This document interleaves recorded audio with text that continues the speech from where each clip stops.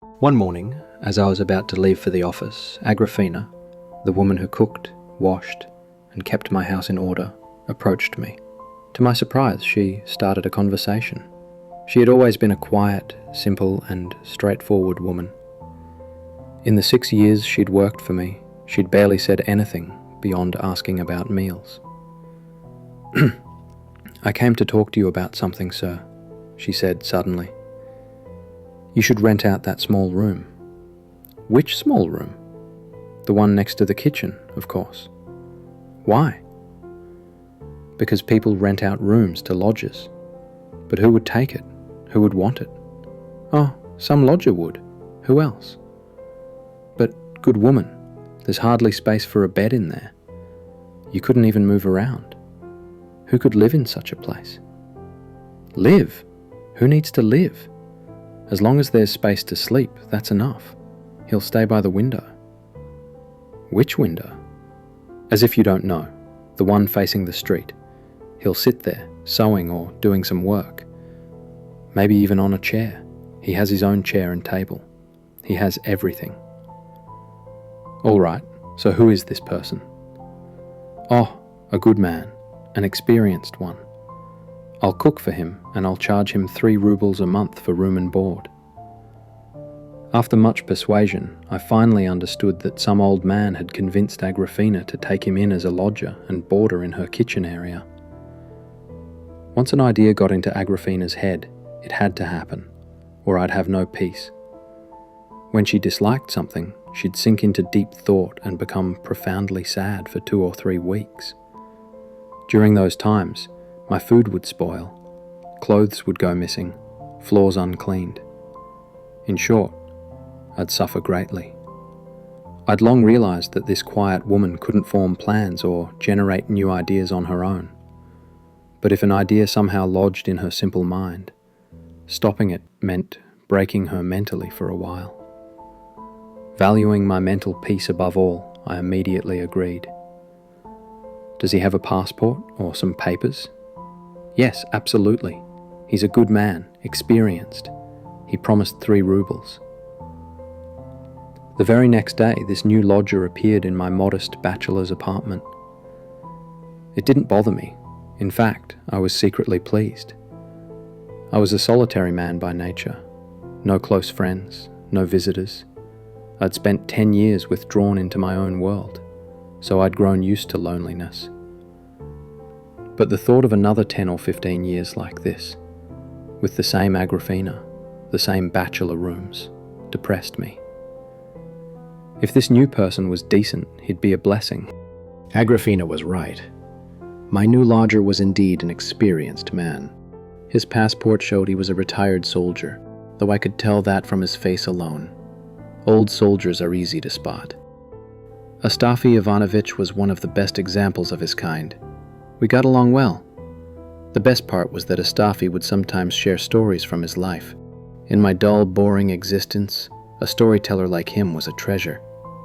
One day, he told me a tale that left a deep impression on my heart. It went like this. I was home alone. Astafy and Agrafena were both out on errands. Suddenly I heard footsteps from the inner room. Thinking it was a stranger, I went out, and there stood an unfamiliar man at the door. Despite the cold autumn weather, he wore no overcoat, and he was short in stature. "What do you want?" I asked. "Does a clerk named Alexandra live here?" "No one by that name here, brother. Goodbye." "But the doorman said this was the place," he muttered, backing toward the door. "Go on, get out," I said sternly. The next afternoon, while Astafy Ivanovich was mending a coat for me, I heard footsteps at the door again. I half opened it, and before my eyes yesterday's visitor calmly entered, grabbed my padded overcoat from the hook, tucked it under his arm, and dashed out. Agrafena stared, mouth agape, but did nothing to stop him. Astafy Ivanovich chased after the thief immediately, but returned 10 minutes later, out of breath and empty-handed. The thief had vanished completely. "What rotten luck," Astafy Ivanovich exclaimed. "Thank goodness he didn't take your cloak, too, or we'd be in real trouble." but the incident affected Astafy so deeply that I forgot my own loss and just watched him. He couldn't digest it. Every few minutes he'd drop his work and explain how it happened, how he was standing right there, how the coat was taken from under his nose, just a yard away, and how he couldn't catch the thief. Then he'd resume work, drop it again, go tell the doorman and scold him for allowing it in his building, return to scold Agrafena and go back to work, muttering all the while about how it all unfolded. In short, Astafy Ivanovich knew his craft but was slow and stubborn. He'd made fools of us both. "Astafy Ivanovich," I said that evening, handing him tea. I wanted to hear the theft story again for amusement. His seriousness was entertaining. "He made fools of us, didn't he?" "It wasn't my affair, sir, but it still angers me. The coat wasn't mine, yet it bothers me. In my eyes, a thief is the lowest creature on earth. Someone else might take what you give, but a thief steals your labor, your sweat, your time. It's vile.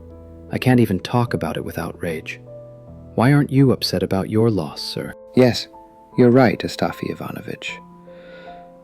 It would have been better if it burned than fall into a thief's hands. It's disgusting." "Disgusting? Absolutely. But thieves come in kinds, sir. Once I met an honest thief." "An honest thief? How can a thief be honest, Astafy Ivanovich?" "You're right, sir, how can he? No such thing. I just meant he was a good man, yet he stole. I pitied him." "How did that happen, Astafy?" "It was about 2 years ago, sir.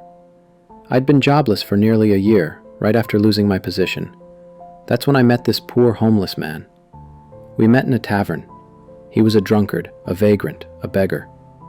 He'd had a job once but lost it to drinking. God knows what he wore. Sometimes you couldn't tell if he had a shirt under his coat. Anything he got he drank away. But he wasn't quarrelsome, quiet, kind-hearted, never begged out of shame. You'd see he needed a drink, so we'd buy him one. That's how we became friends, or rather, he stuck to me. I didn't mind. He was like a little dog, following me everywhere after our first meeting. He was thin as paper. First night, he asked to stay. I let him. His passport was in order. Next day, same thing. Third day, too. He'd sit by the window all day, sleep there at night. I thought, he's latched on. Feed him, house him, I'm poor myself, now with an extra burden. Before me, he'd stuck to a government clerk the same way.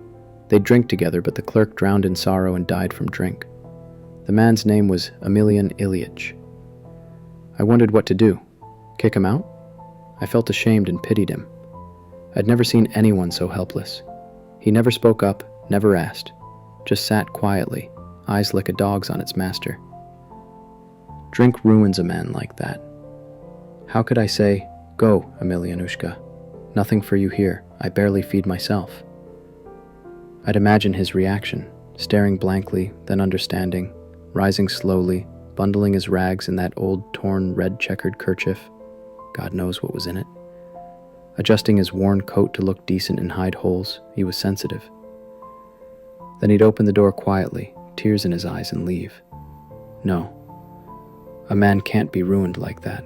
It breaks your heart. Then I'd think, my own situation's bad. Be patient, Emelyanushka. I'll be gone soon and you'll never hear of me. Well, sir, we moved.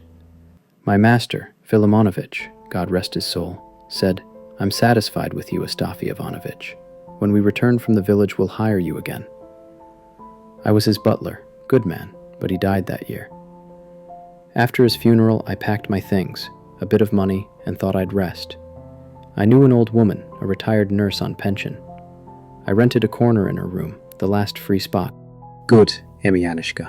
Farewell," I thought. "He won't find me now." But sir, you won't believe it. I visited an acquaintance, returned that evening, and the first thing I saw was Emelyanushka sitting on my trunk, his ragged bundle beside him, in his old coat, waiting. To pass time, he'd borrowed a church book from the old woman, but held it upside down.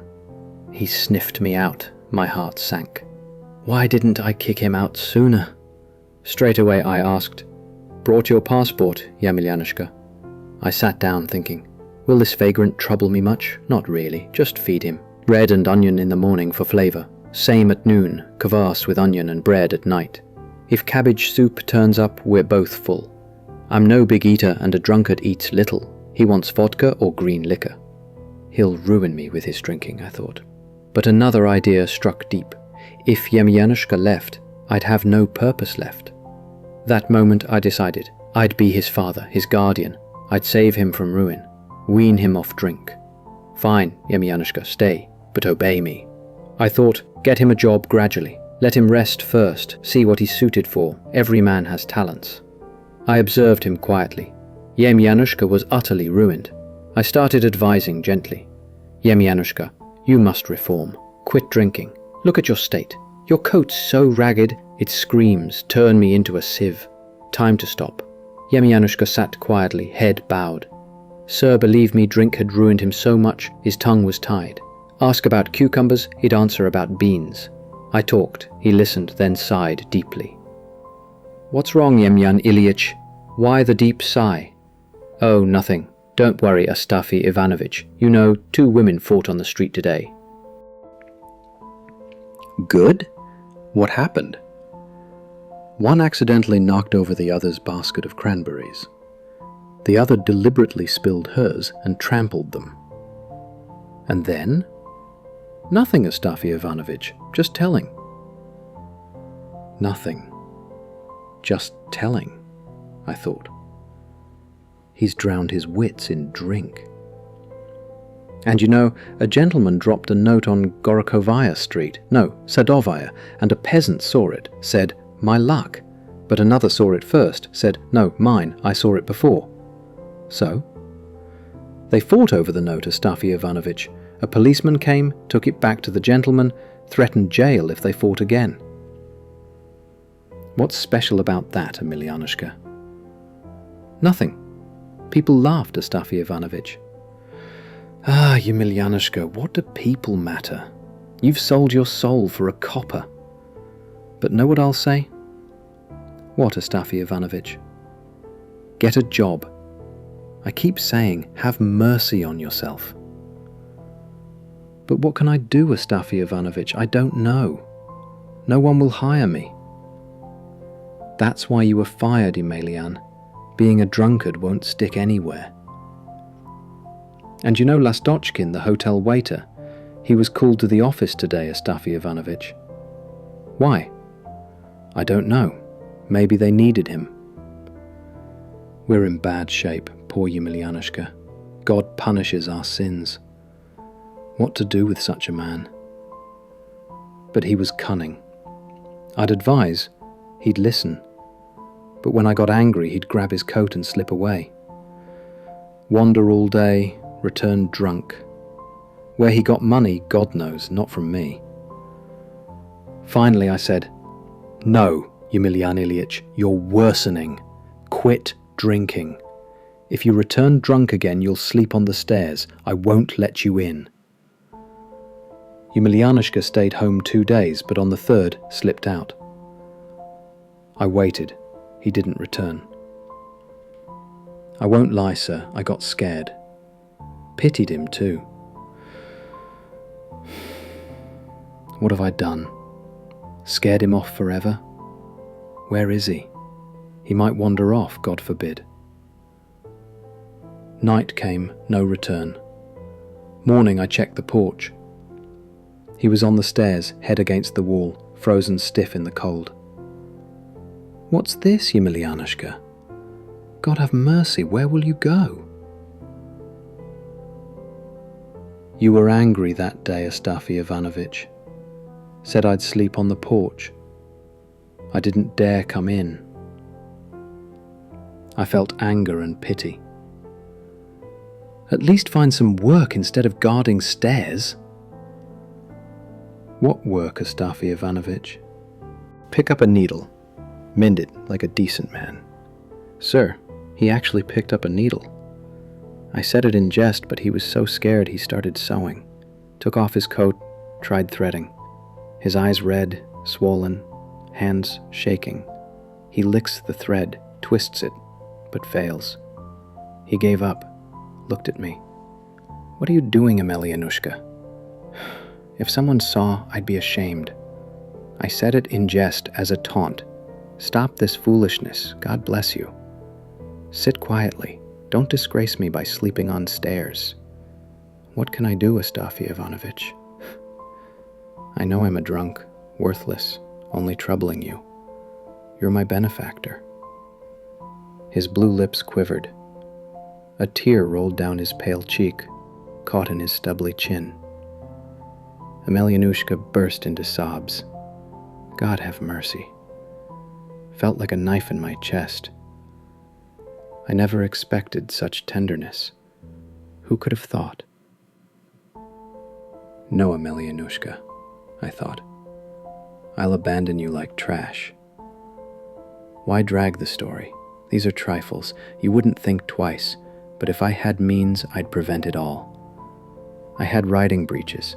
Fine, first class, blue checkered. A country gentleman ordered them, but refused, saying too tight. So they stayed. Useful thing.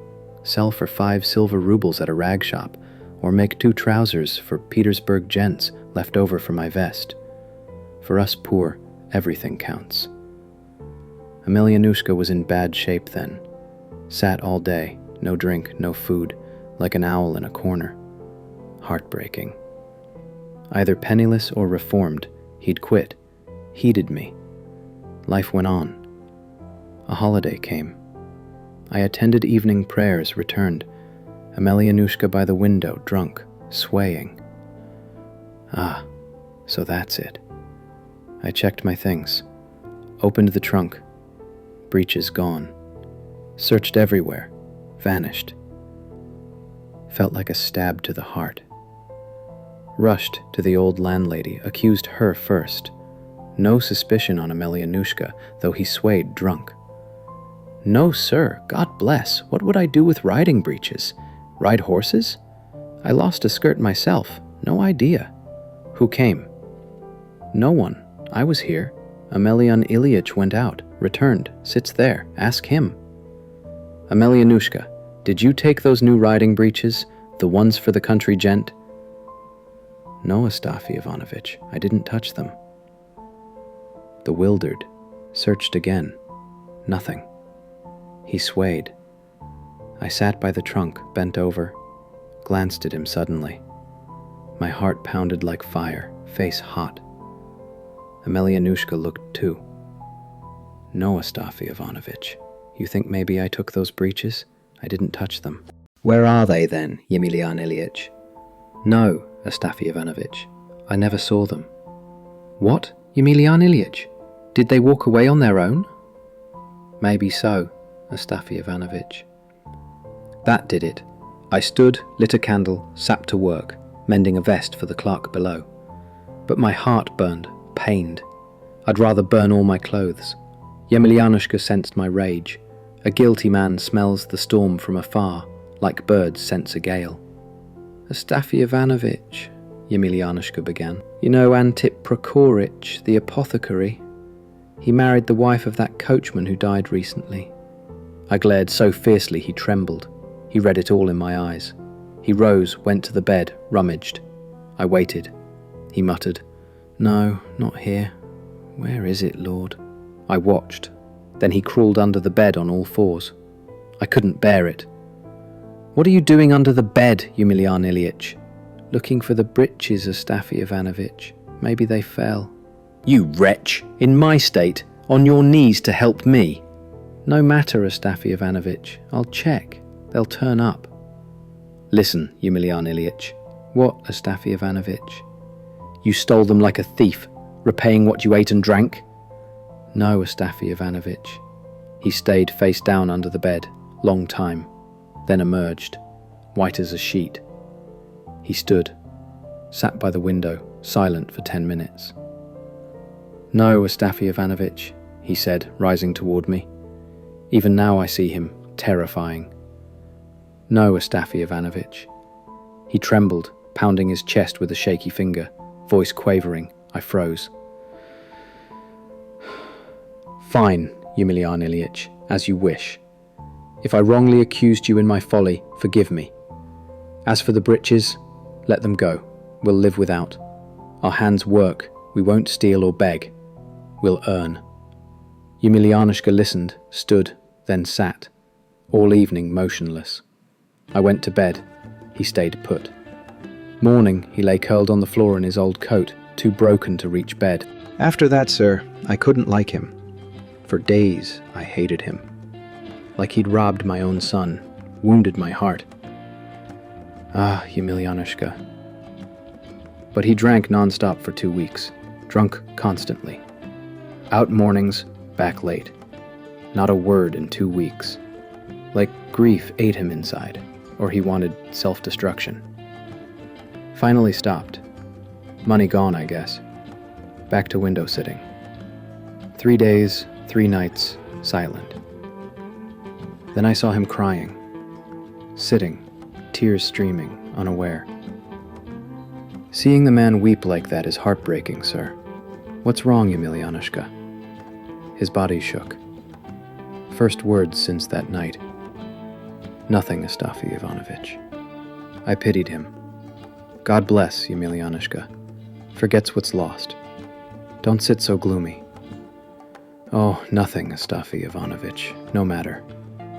I want work, Astafy Ivanovich. What work, Emelyanushka? Any. Maybe like before. I asked Fyodor Ivanovich. I hate burdening you. If I get work, I'll repay all your kindness. Enough, Emelyanushka. Let past be. Live as before. No, Astafy Ivanovich, you think, but I never touched your breeches. Fine, as you like. God bless. No, Astafy Ivanovich, I can't stay now. Forgive me. God keep you, Emelyan Ilyich. Who's driving you? Did I say that? But staying like this isn't right now, Astafy Ivanovich. Better I go. He was so hurt, insistent. I looked. He stood, shrugged on his old coat. But where will you go, Emelyan Ilyich? Think. No. Farewell, Astafy Ivanovich. Don't stop me. He sobbed again. I must go. You're not the same. I'm the same, but you'll destroy yourself alone like a lost child. No, Astafy Ivanovich. You lock your trunk when out now. Brings tears. Let me go. Forgive the pain I caused. And sir, he left. I thought he'd return by day. Evening, no. Second day, no sign. I grew anxious. Couldn't eat, drink, sleep. He'd shaken me. Fourth day, I searched taverns, asked. No trace. Where is he? Might be dead in a gutter. Returned home like death. Next day, searched again, cursing myself for letting him go. Fifth day. Holiday morning, door creaked. I looked. Emelyanushka. Face blue, hair muddy, like street slept, thin as straw. Took off coat, sat on trunk, looked at me. I was glad he'd returned, but more pained by his state. Sir, if I'd sinned like that, I'd never return, die like a dog. But Emelyanushka returned, and that hurt more. I cared for him gently. Emelyanushka, glad you're back. If later I'd search taverns again. Hungry? No, Astafy Ivanovich. Really? Here's yesterday's cabbage soup, with meat, tasty. Bread, onion, eat, it'll help. I forced him. First bite, I saw he'd eaten nothing for 3 days. Hunger brought him back. My heart melted. I'll get vodka to ease him, end this, no anger left. Brought some. Here, Emelyanushka, holiday, people drink. A little'll feel good. He reached eagerly, but stopped. Minute later, lifted glass to lips, didn't sip. Set it down gently. What's wrong, Emelyanushka? Nothing, Astafy Ivanovich. Won't drink? Astafy Ivanovich, I won't drink anymore. Quit forever, or just today? No answer. Later, head in hands. Unwell, Emelyanushka? Yes, Astafy Ivanovich, not feeling good. I put him to bed. Saw he was ill, head burning, body feverish, shivering. Sat with him all day. Night worsened. Gave oil, onion, kvass, bread mix. Eat, might help. He refused. Made tea, roused the old woman. No effect. Serious now. Third morning, fetched doctor. Kostopravov. Known from my Bosenmacher days. He'd treated me. Doctor examined. Little hope now. No point in me, no powder needed. Doctor's trick, I thought, skipped powder. 5th day passed. He lay dying before me. I sat by window, needlework in hand. Old woman stoked stove. House silent. My heart broke for this worthless man, like losing a son. Knew he watched me. All day he gathered courage to speak, but couldn't. I looked, his eyes full of pain, heart quivered. He stared, then averted. Finally, Astafy Ivanovich. Yes, Emelyanushka. If you sell my old coat at the rag shop, how much? Don't know, maybe a ruble. But I think 3 rubles. It's cloth, Astafy Ivanovich. How 1 ruble? Don't know, Emelyanushka. If selling, ask 3 minimum. He was silent. Then, Astafy Ivanovich. Yes? When I die, don't bury me in the coat. I can lie without. It might be useful to someone. God. Felt like my heart was torn. Saw death taking him slowly. We sat silent an hour. I looked again. He stared, then averted. Water, Emelyan, Ilyich? Yes, Astafy Ivanovich. God bless. I gave it, grateful. Thank you, Astafy Ivanovich. Concerned. Anything else? Hesitantly. No, nothing. Just gently. Just what, Emelyanushka? Those riding breeches. I took them, Astafy Ivanovich. My lips trembled. I stroked his head. No matter, Emelyanushka. God forgive. Sleep peacefully. Throat choked. Tears came. I turned away. Astafy Ivanovich. I saw he tried rising, speaking. Words stuck. Face flushed, then paled, whiter. Head fell back. Deep sigh. He gave his soul to God.